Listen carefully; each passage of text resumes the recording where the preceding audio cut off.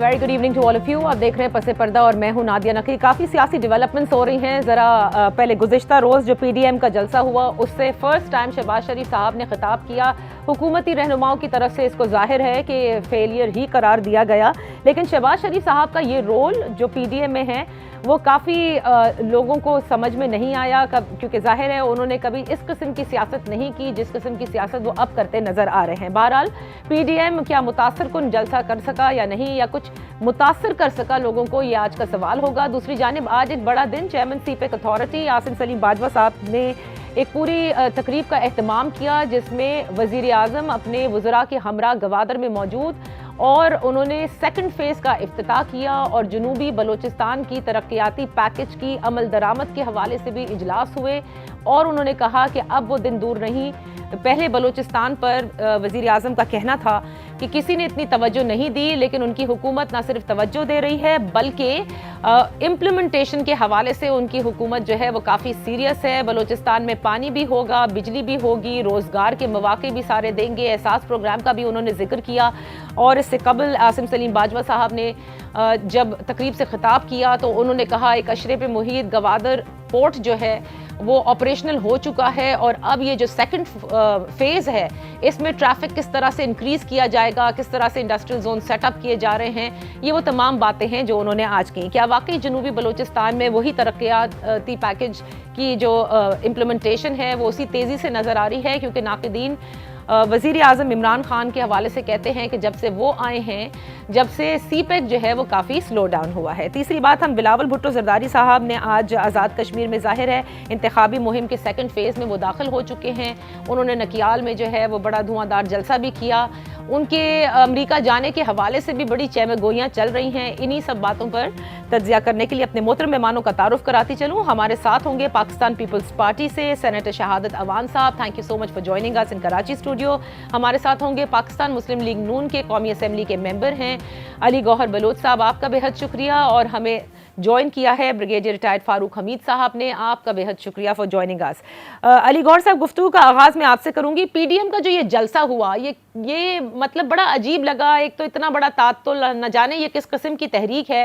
ये जलसों से किसी किस्म की कोई बात हो सकेगी? क्योंकि पार्लियामेंट में जहां आप लोगों को बजट के दौरान होना था वहां तो वो नंबर पूरे ना हुए। अब इन जलसों से क्या फायदा ये कहकर के इमरान का घेराव करो और उनसे कहो कि चले जाएं? बिस्मिल्लाहिर्रहमानिर्रहीम। देखिए नादिया, सबसे पहली बात तो ये है कि आपको पता है कि ये एक कोरोना का पेंडेमिक था, थर्ड वेव थी, रमजान शरीफ का महीना था और इन तमाम वजूहात की वजह से मतलब है कि वो डिले हुआ कुछ पीडीएम की जो थी एक्टिविटी।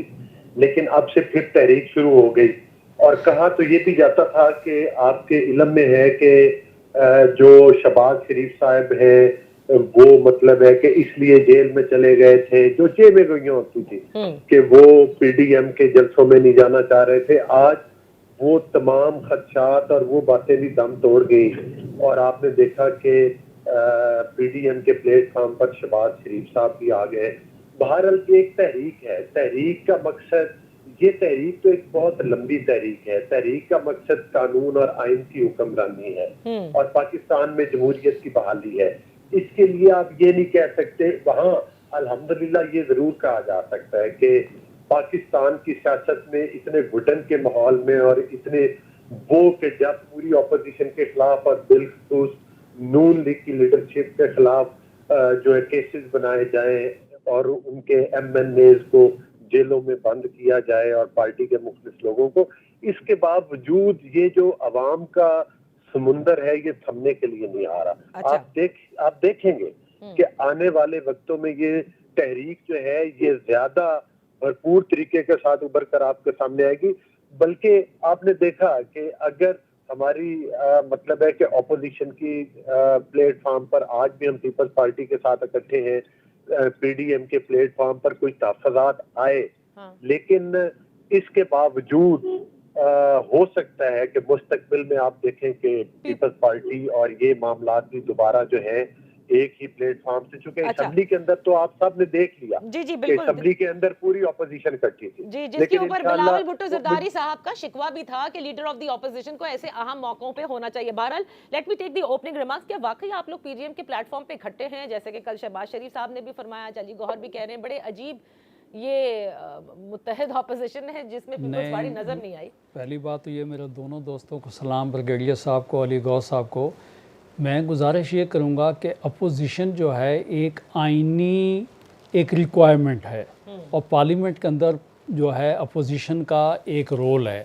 वो आने वाले वक्त के लिए तैयारी करती है, मौजूदा जो गवर्नमेंट होती है उसकी पॉलिसी पे उसको गाइड करती है या तनकीद करती है।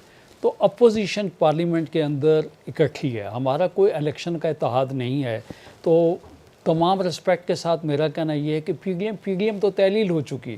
जब पीडीएम में से दो मेन पार्टीज़ अलग चली गईं, तो अब हमें ये कहना चाहिए कि चंद पॉलिटिकल पार्टीज़ जो हैं उन्होंने एक पावर शो किया है, एक जलसा किया है, और अच्छे पुरफ़ज़ा मकाम के ऊपर उन्होंने किया है। जो रहा वो तो अली गौहर साहब ने बताया कि जलसा कैसा रहा, अवाम ने भी देखा। तो मे बी कि ये आने वाले इलेक्शन की तैयारियां हों, वर्कर्स को वार्म अप करने की बात हो, लेकिन ये पर्टिकुलरली नून जो है ये वाजे कर चुकी है कि हम चाहते हैं कि ये गवर्नमेंट जो है ये टेन्योर कंप्लीट करे।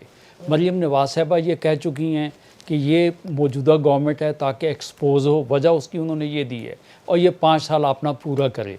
गो कि उससे पहले नून का कहना मुतालबा ये था, एक्सक्यूज़ यही बनाया गया कि रिज़ाइन दिए जाएँ ताकि ये जो है इस तरीके से हुकूमत तहलील हो जाए। लेकिन पाकिस्तान पीपल पार्टी एक नज़रियाती पार्टी है, एक्सपीरियंस पार्टी है, उन्होंने इस बात से इख्तलाफ किया कि पहले बाकी जो ऑप्शंस हैं वो आप एक्सरसाइज करें, उसके बाद देखें कि इस गवर्नमेंट को किस तरीके से हमने अनसीट करना है। बहरहाल वो एक अलग चीज़ है। बाकी रह गया पार्लियामेंट के अंदर, तो पाकिस्तान पीपल्स पार्टी ने शहबाज शरीफ साहब को बाकायदा भरपूर मदद की है। आप देख लें कि बजट सेशन के अंदर पाकिस्तान पीपल्स पार्टी अपना रोल प्ले करती है और आइंदा भी जो है करेगी। लेकिन एक हमारी वाज़ह पॉलिसी है कि हम जमहूरियत चाहते हैं, जमहूरियत को डीरेल नहीं करना चाहते। हुब्बुल उसकी मैंने कहा कि सबसे बड़ी बात यह है कि हम एक मुहब्बे वतन पार्टी हैं, पॉलिटिकल पार्टी हैं, कि हमने तो घर में लाशें रख के भी पाकिस्तान खप्पे के नारे लगाए। तो पाकिस्तान पीपल्स पार्टी तो जो है हर तौर पे चाहेगी कि डेमोक्रेटिक सेटअप जो है वो चलता रहे ताकि ये मुल्क आगे चले। अच्छा ब्रिगेडियर साहब, देखिए एक वो जलसे में जोश खिताबत होता है। अभी कौमी सलामती की मीटिंग भी हुई और बड़ी लंबी ब्रीफिंग थी जिसमें तमाम जमातों के अहम रहनुमा, चेयरमैन सब मौजूद थे।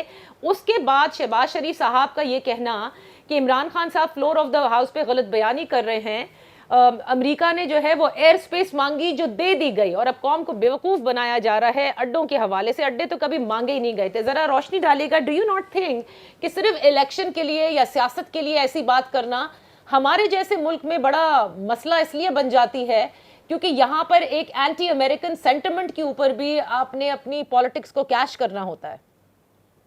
बिस्मिल्लाह, बहुत शुक्रिया। देखिए, पहले मैं क्विकली ये कह दूं कि जहाँ तक पीडीएम का ताल्लुक है, अब उसमें वो अट्रैक्शन उस तरह की नहीं रही जो आज से 8 महीने पहले थी, जबकि पूरा मीडिया और पाकिस्तान के अवाम भी ये देख रहे थे कि वाकई ये एक मूवमेंट है, डेमोक्रेटिक मूवमेंट है, और इनका डिक्लेयर्ड ऑब्जेक्टिव ये था कि इस मूवमेंट के तहत इस गवर्नमेंट को जो है फ़र्क करना है, चाहे वो रेजिग्नेशन हो उसके थ्रू हो वगैरह, या अपना एन मास रेजिग्नेशन वगैरह, ये तमाम चीज़ें। लेकिन वो जब कुछ नहीं हुआ, सेनेट इलेक्शन हो गए, तो फिर it ran out of steam. और फिर फजल रहमान साहब कई मरतबा आपने देखा कि वो बीमार भी रहे हॉस्पिटल में, अभी भी वो हॉस्पिटल में थे चंद दिन और बाद। तो अब वो जो उस तरह की जो धुएंधार तकरीरें जो पहले होती थी, वो अब जारी बात देखने में नहीं आ रही।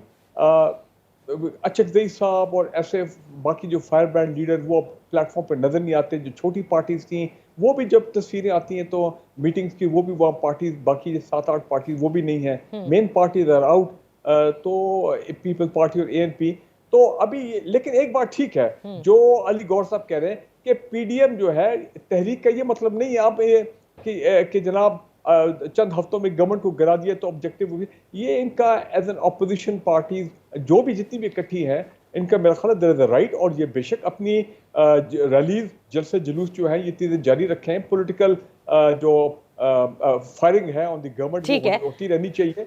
लेकिन जो आपने जो सवाल किया, देखें हमने तो कुछ और सुना कि जनाब शहबाज शरीफ साहब ने उस कौमी सलामती मीटिंग में जो इन कैमरा हुई, ये मुख्तलिफ जगह पे ये चीज़ बार बार कोट भी हुई है कि जब उन्होंने आर्मी चीफ को मुखातिब होके उनको मुबारकबाद दी कि ज़बरदस्त आपने ये फैसला किया कि अमेरिकन को बेसिस देने, तो आर्मी चीफ ने जवाब में ये कहा कि जनाब ये हमारा फैसला नहीं है, ये फैसला तो प्राइम मिनिस्टर ऑफ पाकिस्तान का है। जो प्राइम मिनिस्टर ऑफ पाकिस्तान फैसला करेंगे, because he is the chief executive, he is the prime minister, तो obviously we are duty bound to go by his decision. Right. तो ये हर जगह पे यही कॉन्वर्सेशन कोर्ट हुई है। अब शहबाज शरीफ साहब ने अगर ऐसी एयर स्पेस की बात की है, वो भी हमने ये सुना है कि एयर स्पेस का एग्रीमेंट गालिबन अभी खत्म नहीं हुआ, वही पुराना चल रहा है। और जाती तौर पर मुझे एयर स्पेस के ऊपर कोई ज्यादा एतराज इसलिए नहीं है क्योंकि हाँ, इंडिया को हमने ओवर फ्लाइट्स जो है मेरे ख्याल अभी भी उनकी मिलिट्री एयरक्राफ्ट को बैन की हुई है, उनके साथ हमारे और मामला हैं। लेकिन अमेरिका अगर ओवर फ्लाइट्स करता भी है, मुझे ज़ाती तौर पे कोई ऐसा प्रॉब्लम नहीं होगा, बिकॉज वो फिर बहुत एक्सट्रीम पोजीशन हमारी हो जाती है। मेन जो पाकिस्तान के अवाम की रिक्वायरमेंट थी कि बेसिस उनको नहीं देनी चाहिए, और वो मेरे ख्याल हमने एक अच्छा फैसला कर लिया। अच्छा, मैं एक छोटी सी ब्रेक लेती हूँ। ब्रेक से वापस आकर देखिए, किसी भी चीज़ को आइसोलेशन में नहीं लेना चाहिए। लाहौर में जो ब्लास्ट हुआ आज, उसका जिक्र भी वजीर आजम ने किया, जिसमें रॉ के मुलव्वस होने का बताया गया है, भारत के मुलव्वस होने का बताया गया है। फिर गवादर के जो मामलात हैं, किस तेज़ी से वाकई सीपेक आगे जा रहा है, और क्या वहाँ के लोगों के लिए वो तरक्याती पैकेज काम आ रहा है या नहीं, क्योंकि वहाँ के लोगों की बड़ी शिकायतें रहती हैं इन टर्म्स ऑफ रोज़गार, इन टर्म्स ऑफ कि उनको पानी नहीं मिलता पीने का, उनको बिजली मैसर नहीं है, जो बेसिक यूटिलिटीज़ है। और सबसे बड़ी बात यह कि हम गवादर की तो बात कर रहे हैं, लेकिन गवादर में अभी तक एक यूनिवर्सिटी भी नहीं है। Let's take a break.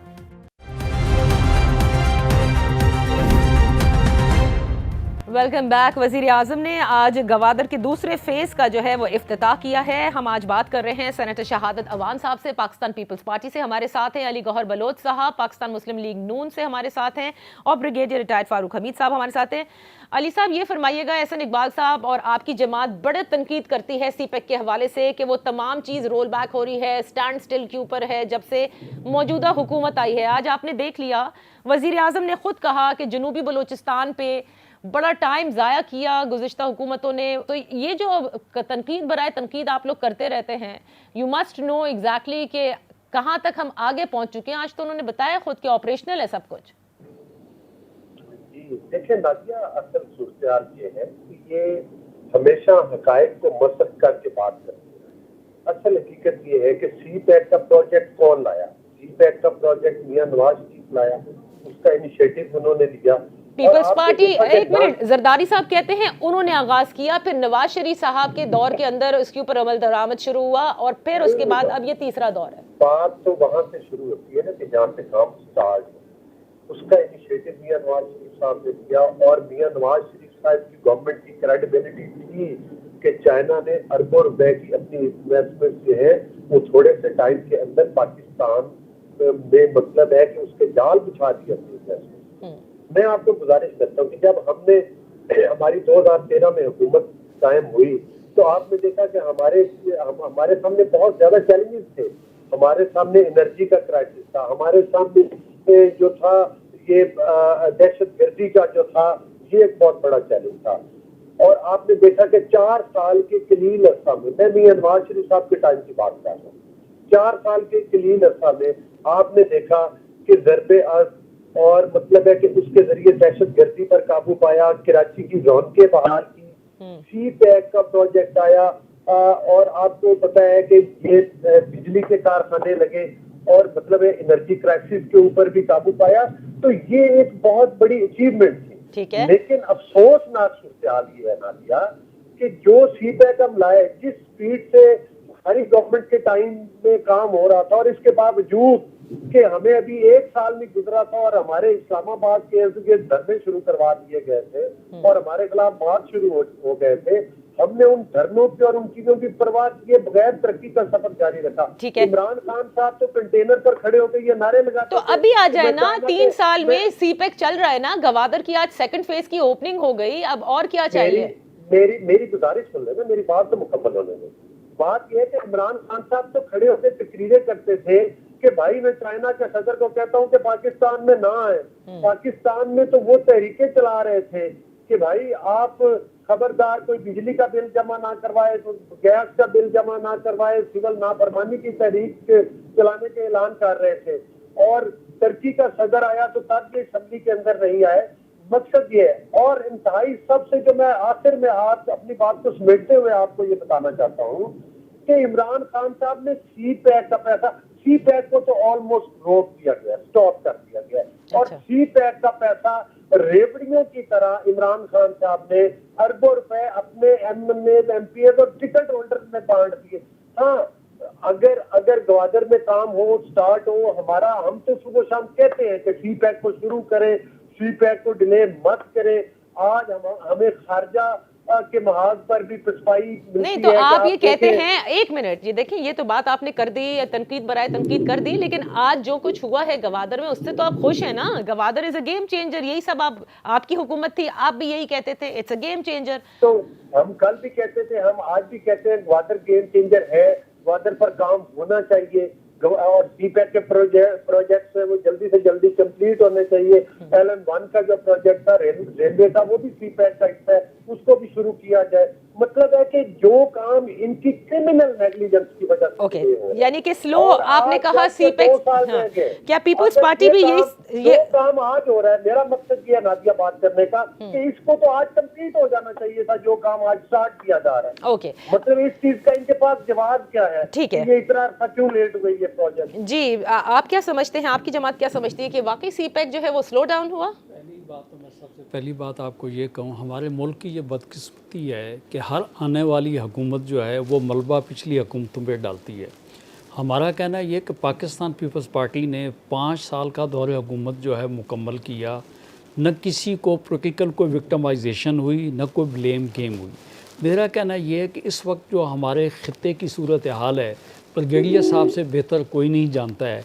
मैं ये समझता हूँ कि हमारे बराबर में जो मुस्लिम ममालिक बैठे हुए हैं, अफ़गानिस्तान के अंदर जो सूरत हाल चल रही है, मेरे ख़्याल में पाकिस्तान को उसकी पार्टी नहीं बनना चाहिए, और हमें भी इन चीज़ों को किसी इन प्लेटफॉर्म पे, इन फोरम्स के ऊपर डिस्कस नहीं करना चाहिए। और मेरे ख़्याल में यही वजह थी कि नेशनल सिक्योरिटी वाले जो हैं, उन दोस्तों ने इन कैमरा इन पॉलिसीज़ को तय किया है, इसको डिस्कस किया है कि कौन सी चीज़ हमारे मुल्क की मफादात में है और क्या। मैं अब ये कहूँ कि अगर हम ये कहें उर्फ़ आम में, आम पब्लिक से भी आप मालूम कर लें, तो लोग ये समझते हैं कि चूँकि अमेरिका जो है इंडिया की तरफ टिल्ट कर गया है, जो चाइना जो है उसको, उसके अलावा कोई रास्ता हमारे पाकिस्तान के पास को बनता नहीं है। तो ये वो पॉलिसी है। इस दौरे हुकूमत में एक बात ज़रूर है कि हमारी कोई नेशनल खारजा पॉलिसी है नहीं। बाकी ममालिक में ये होता है कि जो उनकी पॉलिसी चल रही होती है, उनकी कोई भी हुकूमत किसी पार्टी की भी आ जाए तो वो उनकी पॉलिसी चलती रहती है। तो आप ये कह रहे हैं कि हमारी कोई खारजा पॉलिसी ही नहीं है? नहीं है, मेरा कहना ये उसकी कंटिन्यूटी तो बिल्कुल ही नहीं है, कतई तौर पे नहीं है। हर आने वाला पिछले को ज़ीरो करके और शुरू से स्टार्ट कर लेता है। आप इसी जिस गवादर का आपने शुरू किया है, गवादर की पोर्ट तो चल चुकी है, वहाँ पे तो देखें वो फंक्शनल हो चुकी है, लेकिन आज तख्ती पे तख्ती का आप, ठीक है आपने नाम ले दिया कि उसका सेकंड फेज़ शुरू हो गया है, लेकिन ये बात तो आप कहें ना कि ये बाकायदा पहले से ये काम हो रहा था, पहले से ये सिलसिला चला हुआ था। अगर एक गवर्नमेंट आती है वो पॉलिसी बनाती है, उसके बाद सेकंड आती है उसको इम्प्लीमेंट करती है, तीसरी आती है उसको फंक्शनल करती है। लेकिन यहाँ तो हर बंदा क्रेडिट लेने के चक्कर में कि ये मैंने शुरू किया। अच्छा, अब एक चीज़ before I go to brigadier साहब, आपने क्योंकि खारजा पॉलिसी का जिक्र किया और इस वक्त खारजा पॉलिसी इंतहाई अहम है, स्पेशली अफगानिस्तान के इस पूरे विड्रॉल के हवाले से, आपको लगता है कि पाकिस्तान का एक बेसिक शिफ्ट नज़र आ रहा है जिसमें अमेरिका के साथ हमारे ताल्लुकात ज़रूर हैं, लेकिन वो बड़े सर्द ताल्लुकात हैं, और अब हमने ये फैसला कर लिया कि हमें इसी तरह के ताल्लुकात रखने हैं। और मैं आपको गुजारिश ये करूं, पहली बात तो ये है कि हम एक मुस्लिम कंट्री हैं, इस्लाम के नाम पे ये मुल्क बना है। सबसे पहले दुनिया में 1.25 अरब मुस्लिम ममालिक हैं, हमें अपने मुसलमान भाइयों को साथ लेके चलना चाहिए। हमारी पॉलिसीज़, हमारा जो कुछ भी काम होना चाहिए वो हमारे मज़हब दीन के साथ इस तरीके से चलना चाहिए। अब सिलसिला ये रह गया कि अगर आप ये समझते हैं, जिस तरीके से आपने ये क्वेश्चन किया है कि हमारी ख्वाजा पॉलिसी क्या है, तो पहली बात तो मैं ये कहूँ कि अफ़गानिस्तान की वार कहाँ से शुरू हुई, ये ब्रिगेडियर साहब जो हैं फ़ारूक हमीद साहब बेहतर जानते हैं। और कहाँ से स्विच ओवर करके कहाँ चली गई और किस तरीके से हमारे गले पड़ी और किस तरीके से हमारी law enforcement agency, intelligence agencies ने किस तरीके से इस मुल्क को अपनी डगर पे डाला। पहली बात तो ये एक हकीकत है, आम पाकिस्तानी के तौर पे हर पार्टी ये चाहेगी कि दूसरे की जंग में हमें कूदना नहीं चाहिए, लेकिन एट द सेम टाइम किसी दूसरे मुल्क जो है उसका हमें आलाकार भी नहीं बनना तो आपकी चाहिए। हुकूमत रह चुकी है ना उस पूरे फेज के अंदर, आपकी जमात की हुकूमत भी रह चुकी है, तो आपने क्यों नहीं नहीं, बदली आप उस मुझे पॉलिसी बताएं को? ना, मैं गुजारिश ये है कि हम तो पूरे 5 साल जो है दहशत गर्दों भले वाना सवात हो, हम तो अपनी लॉ इन्फोर्समेंट एजेंसीज के साथ उन दहशत गर्दों का सफाया करने में लगे रहे। नहीं तो क्या उस वक्त हम एलाई नहीं थे? हम भी थे ना उस वक्त भी, Pakistan was an ally to all this war लेकिन अगेंस्ट टेररिज्म। देखें आप ये जिस तरीके से आप कह रहे हैं कि हम किसी के लाए थे, मैं कह रहा हूँ हालात के तहत अपने मुल्क के बेहतर इंटरेस्ट में जो हमारी लॉ इन्फोर्समेंट एजेंसी जो पॉलिसी बनाती हैं उनके साथ हुकूमत हमेशा चलती है। और आज भी यही वजह है कि जितनी पॉलिटिकल पार्टीज़ हैं उनको एतमाद में क्यों लिया जा रहा है कि अगर कैबिनेट में किसी किस्म का कोई फैसला होता है तो कोई भी हुकूमत होगी तो मुल्की मफाद में वो उसके ऊपर एक्ट अपान करेगी। मेरा सिर्फ आपकी कहना, बात से ये हम अखज़ कर रहे हैं कि सिक्योरिटी वाले जो पॉलिसी बनाते हैं उसमें सारी हुकूमत साथ होती है, ऑन बोर्ड होती है, इसका मतलब फॉरेन पॉलिसी वही बनाते हैं। मैं ये कह रहा हूँ, पाकिस्तान की अगर कोई अदारा, पाकिस्तान के जितने कॉन्स्टिट्यूशनल अदारे हैं उनको मिलकर चलना चाहिए और वो मुल्की मफाद में होता है। अगर मैं ये समझूं कि बाहर की किसी एजेंसी की ब्रीफिंग ले रहे हैं, अगर उनसे मशवरा लेके चल रहे हैं तो गलत है। तो कौन चल रहा है? मैं गुजारिश तो नहीं, सुने ना, सर, मैं आपको मैं आपसे यही कह रही हूँ, कहना, ये मौजूदा हुकूमत पे जो क्रिटिसिज्म आप कर रहे हैं फॉरेन जी। पॉलिसी के हवाले से, तो क्या देखो ये किसी और के कहने पे चल मैंने रहा है? ये नहीं कहा, मैं ये कहने जा रहा हूँ, मैं तो ये कह रहा हूँ कि इनको तो ये भी वाज़ेह नहीं है कि उसामा बिन लादेन जो है वो दहशत गर्द था या वो शहीद था। इनको तो ये भी पता नहीं है कि इंडिया के साथ, जिसके साथ हम 3 जंगें लड़ चुके हैं, कि उनके साथ हमने कब बिजनेस करना है, कारोबार करना है या नहीं करना है। तो मेरा कहना ये है कि वाज़ेह पॉलिसी होनी चाहिए कि कल का दुश्मन आज का दोस्त कैसे है। जो भी हम ओके, मैं एक छोटी सी ब्रेक ले लेती हूँ। ब्रेक से वापस आकर ब्रिगेडियर साहब ज़रा throw light on this the foreign policy of course, और ये जो हम जिस तरह से अब चल रहे हैं ये हमारे मुल्क के लिए कितना मुफीद साबित होगा। बिकॉज एक वाज़ेह चीज़ हमें नज़र आ रही है, फिर बिलावल भुट्टो जरदारी साहब के अमेरिका जाने पे बड़ी कयास आराइयाँ हो रही हैं। ये क्या मामला है? Right after this very short break.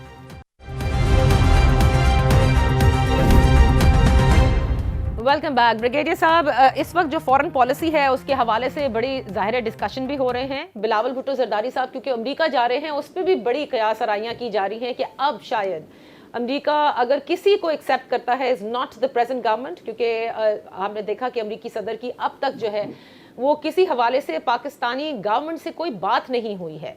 ज़रा फरमाइएगा कि आप इसको किस तरह से देख रहे हैं। पहले मैं क्विकली ये कह दूं कि चाहे कश्मीर हो, हमारा न्यूक्लियर प्रोग्राम हो, सीपैक हो, बलूचिस्तान हो, मेरा ख्याल है पूरी तमाम पॉलिटिकल पार्टी एक हमारा एक नेशनल कंसेंसस है कि हम इन सब चीज़ों के साथ हैं। और ये मैं क्रेडिट पीपल्स पार्टी के दौर में, मुझे आज भी याद है जब आगाज हकूक़ बलूचिस्तान पैकेज जरदारी साहब के दौर में आया था जी, तो ये क्रेडिट उनको जाता है। उसके 42 अरब का कोई पैकेज था, 80 या 42 अरब का। जी देखें, हर पार्टी ने, चाहे पीपल्स पार्टी थी 2008 के बाद, उसके बाद फिर PMLN आई और PMLN और अब PTI, तमाम पार्टीज ने ये जो मैं 4 इश्यूज की आपको बड़ी बात बता रहा हूँ, इनके ऊपर इन पार्टीज ने अपना काम किया है। अपने अपने दौर में जो भी उनके पास रिसोर्सेज थे, they put in the best. Energy में मैं मानता हूँ, बिल्कुल एनर्जी में अगर ज्यादा काम हुआ था तो वो PMLN के दौर में हुआ था। वो अलग बात है कि coal fired plants, gas fired plants, और अब जारी बात है माजी से सबक सीख के हालात का तकाजा ये है कि अब वाटर स्टोरेज 5-6 डैम्स जो हैं वो बन रहे हैं, ये PTI की कंट्रीब्यूशन होगी। सो इसी तरह पीपल्स पार्टी के दौर में मुझे आज याद है जो सीपैक का जो कॉन्सेप्ट था, कंसेप्चुअल अनाउंसमेंट सीपैक की, मुझे क्लियरली रिमेंबर वो पीपल्स पार्टी के दौर में हुई थी जब पहली खबर आई थी कि जनाब उस वक्त के चाइनीज प्रेसिडेंट ने ऐलान किया कि जनाब $45 बिलियन पाकिस्तान में इन्वेस्टमेंट की जाएगी सीपैक की, और एक पूरा एक मास्टर विजन जो है वो फिर अनफोल्ड किया था। फिर PMLN के दौर में काम हुआ, पीटीआई के दौर में यस मैं मानता हूँ पहला 1-1.5 साल सीपैक पे खबर कम इसलिए आती थी कि ये इकोनॉमी ये डिफॉल्ट से निकलने के चक्कर में ये इस दौर रहे, और जिस वक्त प्राइम मिनिस्टर इमरान खान ने खुद कहा इनकी टीम जो है उनको वो तजुर्बा नहीं था, ठीक है। तो दे टुक 1 to 2 years to settle down। Okay। और ईरान पाकिस्तान गैस पाइपलाइन ये भी मुझे याद है जरदारी साहब गए थे, बाकी सारी इशू में सियासी बातें नहीं करता हूँ, ईरान में उन्होंने जाकर प्रोजेक्ट को इनॉग्रेट किया, वो अलग बात है, सैंक्शन होगी। सो मेरा कहने का मतलब ये तमाम पॉलिटिकल पार्टी ने अपने अपने दौर में कंट्रीब्यूशन की है पाकिस्तान के लिए एक खास शोबे में। अभी आ जाते हैं क्विकली, ये जो बात होगी अपना बिलावल भुट्टो जरदारी और फॉरेन पॉलिसी की मैं बात कर दूं। फॉरेन पॉलिसी वक्त के मुताबिक उसमें चेंजेस आती हैं, आनी चाहिए हालात के मुताबिक। अमेरिका उस वक्त हमारा एलाय था, अब अमेरिका हमारा उस तरह का पार्टनर नहीं है जिस तरह चीन है। 12-15 साल पहले CPEC was not on ground, अब CPEC is on ground, operational. Chinese बड़े पैमाने पर आ रहे हैं और ये मामला जो भी 2 साल के बाद गवर्नमेंट होगी 2023 के बाद, आप देखेंगे कि वो अपनी तरीके से कंट्रीब्यूट करेगी सीपैक को आगे ले जाने के लिए। तो ये एक कंटिन्यूस प्रोसेस है जो चलता रहेगा। बिलावल भुट्टो जरदारी साहब का जो जाना है इस पे it has become very controversial इन हालात में, जबकि पाकिस्तान के स्ट्रेन्ड रिलेशंस हैं मैं कहता हूं अमेरिका के साथ, जबकि ओपनली आंखों में आंखें डाल के प्राइम मिनिस्टर इमरान खान ने ये कह दिया है कि जनाब, और मेरा ख्याल है बिल्कुल एवरीबडी इज ऑन बोर्ड, फौज इज ऑन बोर्ड सारे, कि जनाब बेसिस आपको नहीं देने और फिर हम अब किसी के मजीद जंग में शामिल नहीं होंगे, अब हमारी सरजमीन इस्तेमाल होने के लिए नहीं है। तो इन हालात में बिलावल वहां पे जाते हैं, कहा जा रहा है कि कुछ सेनेटर ने इनको इनवाइट किया है, और पीछे सिंध है वो तो शायद चले गए हफ्ते, अगले हफ्ते शायद ये जाएंगे। तो मैं ये समझता हूँ इस वक्त अमेरिका एक बड़ी कमजोर पोजीशन में है। अच्छा। अगर तो अब ये मेरे जो मोहतरम सेनेटर साहब है, नाराज नहीं होना, मैं जरा अपना जाती व्यू दे रहा हूँ क्योंकि मैं थ्रूआउट ये फॉलो करता हूँ, और वो ये है, अगर पीपल्स पार्टी की टॉप लीडरशिप के यानी कि जरदारी फैमिली के ज़हन में ये है कि जिस तरह अमेरिका और यूएई बरतानिया ने जनरल मुशर्रफ के से एनआरओ लेने में उनकी भरपूर मदद की थी और स्पॉन्सर किया था, सबको मालूम है। मैं उन लोगों को भी जानता हूँ जो दुबई में जाके कितनी मीटिंग होती थी लेट बेनेडिक्ट। ठीक है, तो आप भी कह रहे हैं कि ये तो अब ये दोबारा ट्राई हो रहा है। अब देखें वो अगर ये समझते हैं कि जनाब को रिलीफ मिल जाएगा वाया दी अमेरिकन, या उनको कोई क्रचेस इस्तेमाल करेंगे to come back into power 2023 में, मेरा ख्याल है अमेरिका की अब वो पोजीशन नहीं रही पाकिस्तान के इंटरनल पॉलिटिक्स में जो कि एक वक्त होती थी। लोग कहते थे the road to Islamabad is via Washington, right. अब बल्कि लोग ये जुमला बोल रहे हैं कि अब यस ऑल्दो चाइनीज लोकल हमारी पॉलिटिक्स में इन्वॉल्व नहीं होते, लेकिन अब कहा यह जाता है कि हाँ चाइनीज भी किसी हद तक पाकिस्तान के ये जो बड़े जो हाई लेवल सियासत है उसमें उनकी कहीं ना कहीं उनके प्रेफरेंस जो चीजें आ जाती है। अभी भी वो शहबाज शरीफ को याद करते हैं पंजाब स्पीड के वाले से, चाइनीज जो है पीछे उनकी स्टेटमेंट आई। यू डू अग्री आपने कहा road to Islamabad first was Washington, now road to Islamabad can be China, तो मतलब फिर वो जो वोट को इज्जत दो वाला नहीं, अभी वो बात कंफर्म नहीं है कि मैं सिर्फ ये कह रहा हूं कि चाइनीज की इन्वॉल्वमेंट अब पाकिस्तान में बहुत ज्यादा हो गई है। अमेरिका उस हद तक अमीरा, ऑल्दो प्रो अमेरिकन लॉबी अभी भी हमारी पॉलिटिकल पार्टी में मौजूद है, हमारी ब्यूरोक्रेसी में मौजूद है और की जगह भी मौजूद होंगी, लेकिन डोमिनेटिंग फैक्टर्स तक पाकिस्तान में चीन के साथ जो बड़ी स्ट्रेटेजिक पार्टनरशिप है अमेरिका की तरफ अब हम नहीं देख रहे। अच्छा। मुझे नहीं मालूम कि बिलावल साहब जो हैं वो अमेरिका जाके उनको क्या फायदा होगा। वो कोई डिप्लोमेटिक मिशन पर तो जान ही रहे कि जो अगर कोई कहे कि जी बहुत ज्यादा सख्त बयानी होगी प्राइम मिनिस्टर इमरान खान की तरफ से, तो बिलावल जा रहे हैं अमेरिकन को, लेकिन जाने में लेकिन कोई हर्ज तो नहीं है ना। He is chairman of a political party, उनकी वालदा के भी बहुत सारे रिश्ते रहे हैं अमेरिका में, अच्छे रिलेशन, लेक्चर्स देना, सो व्हाई नॉट। जाती नहीं है जब शहबाज शरीफ साहब चाइनीज एम्बेसडर से मिल सकते हैं तो I am sure every political parties head has a right to meet people, right. Pakistan में yes, but going all the way to the United States इस वक्त it is only creating doubts. और मैं आपको बता रहा हूं अमेरिकन क्रचेस से अभी किसी को फायदा नहीं होने लगा पाकिस्तान से। अच्छा, मैं आपको जुमला कहना चाह रहा हूं। अच्छा ठीक है, किसी से फायदा नहीं होने लगा। अली गौहर साहब, क्या आप भी बिलावल भुट्टो जरदारी साहब के अमेरिका के दौरे को किसी और नजर से देख रहे हैं?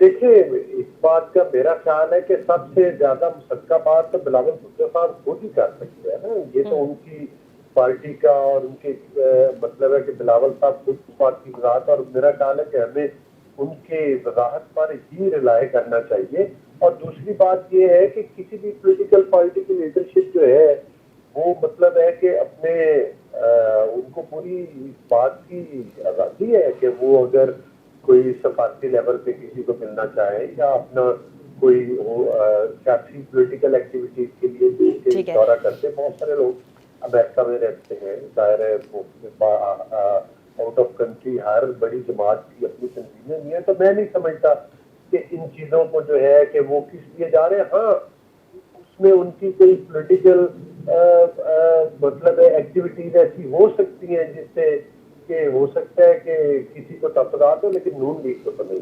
आपको नहीं है। सेनेटर साहब, last words from you. American crutches may prove futile in this atmosphere where we are more towards China than America. पहली बात तो ये ब्रिगेडियर साहब की बात जो है उसका मैं जवाब दे दूं कि ये एक हकीकत है कि बिलावल साहब इस मुल्क की सबसे बड़ी पॉलिटिकल पार्टी है, उसके चेयरमैन हैं। बिलावल साहब के नाना, उनकी अम्मा, उनके फादर और उनका जो है पूरी वर्ल्ड में उनकी एक से है। और बिलावल साहब की पर्सनल विज़िट के ऊपर लोग इतने खाइफ क्यों हैं? ब्रिगेडियर साहब ने एक बात की कि शायद NRO देने दिलाने में हो सकता है ये इंटेलिजेंस के मतलब एजेंसी में से इनका तल्लक रहा है, इनका आर्मी के साथ तल्लक रहा है, और हो सकता है इस किस्म के। अब गुजारिश तो सुने ना सर, आपने इतना बड़ा कह दिया है कि फ़लाँ अगर आपकी ये इतला है, इखबारी इतला है, तो ये गलत है। इसके साथ नून वाले भी हमारे साथ शामिल थे, MKM वाले भी शामिल थे, जिसको बनाया किन लोगों ने उन लोग भी शामिल थे, यहाँ के गवर्नर्स भी शामिल थे, और यहाँ का नक टोटे फारूक की ये चिड्डा छोटा मोटा सब लोग शामिल थे। और आप ही खाली सिर्फ और सिर्फ तनकीद होती है पाकिस्तान पीपल्स पार्टी पे। उसके अलावा पाकिस्तान पीपल्स पार्टी किस बात का NRO लेगी? सुबह शाम मौजूदा हुकूमत का रट्टा है, अपोजिशन वो अपने आप को पार्था समझती है। एक तरफ वो हमें कहती है हमारे साथ आके टेबल पे क्यों नहीं बैठते, ताकि RTS की तरह हम इलेक्ट्रॉनिक वोटिंग मशीन उनको आसान कर दें ताकि अगला भी उनका हो जाए। उस वक्त तो हम उनको सूट करते हैं, अदरवाइज तो सारा दिन आप पट्टी पे पट्टा चलता रहता है कि अपोजिशन कोई भी हो उसको सारा दिन तनकीद करना है। भाई पाकिस्तान पीपल पार्टी NRO क्यों लेगी? NRO वो लें जो पहले मुल्क के कोई सदर रह चुका है, कोई प्राइम मिनिस्टर रह चुका है, कोई किसी पार्टी का चेयरमैन रह चुका है, बाकी लोग मुल्क से बाहर क़याम पजीर हैं। लेकिन ये भी तो हकीकत है ना। गुजारिश सुने, नहीं पहले ये जवाब दे देना। मेरी पार्टी पे बहुत बड़ी बात की है, जो लोग वहाँ पे क़याम पजीर हैं उनकी तो आप बात नहीं करते हैं। जो पर्सनल विजिट पे जाता है उससे आप इतने खैफ हैं कि NRO लेने जा रहा है। आज भी सदर जरदारी साहब ने आज भी आपने मुल्क की अदालतों से आज भी बेल कराई है। किस बात का NRO? भाई हम तो अदालतों को फेस कर रहे हैं। जो ये लोग कहते हैं कि पावर सेंटर अमेरिका है, वो लोग ये कहते हैं। पाकिस्तान पीपल पार्टी का बीबी का 86 का जलसा देख लें आप, 2000 जो है बीबी का आने वाला 2007 का जलसा देख लें।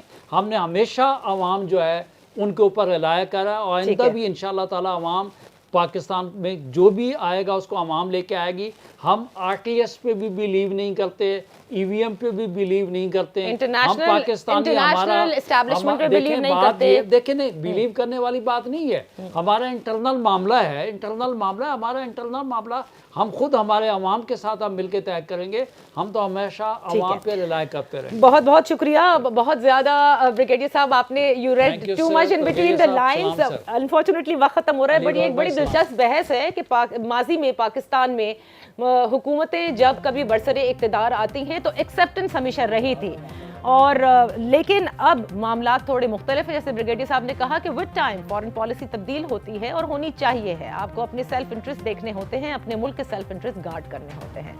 Are we doing the right thing? ये तो वक्त ही बताएगा, लेकिन बहरहाल बहुत सारी ऐसी बातें हैं जिस पर अभी बहस होना बाकी है। इजाज़त दीजिए, अल्लाह हाफ़िज़।